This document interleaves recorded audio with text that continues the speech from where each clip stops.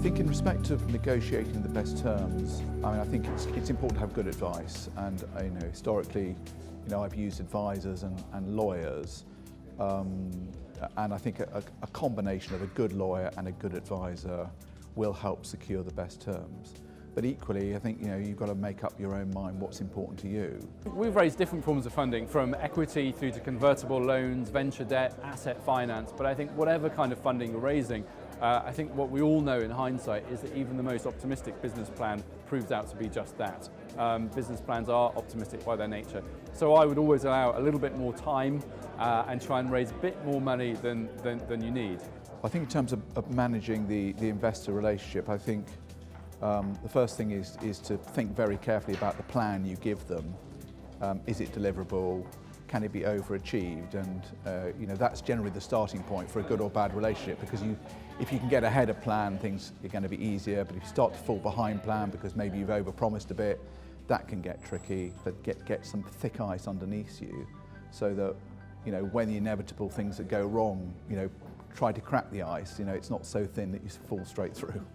So what I learned from the process of raising money is actually it's so important to have a balanced approach to what you're looking for. You have to realise that it is really rare for investors to be just in it for the money.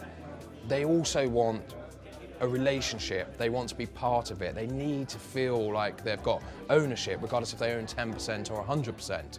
And what I learned quite quickly is actually you can't over-communicate in these scenarios. You've got to keep these people updated. The same way you go home of an evening and sit at dinner with your wife or husband and say, guess what happened today?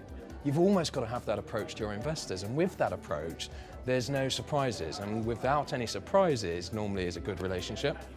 The chemistry is very important. I think an entrepreneur should feel the investor shares the passion for their business and has empathy in terms of what the direction of travel is. So hopefully the entrepreneur in turn will understand that a little bit more structure as the business grows is going to help with that journey, and allow some of the thoughts and processes that previously have only perhaps just existed in the mind of the entrepreneur, get them down into into process and systems, and stepping back from the day-to-day, and that's crucial to get the scaling to be successful.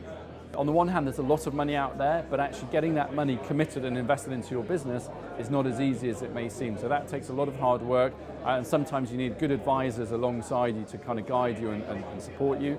The other thing is there are lots of different forms of funding out there. So many people think the only source is equity.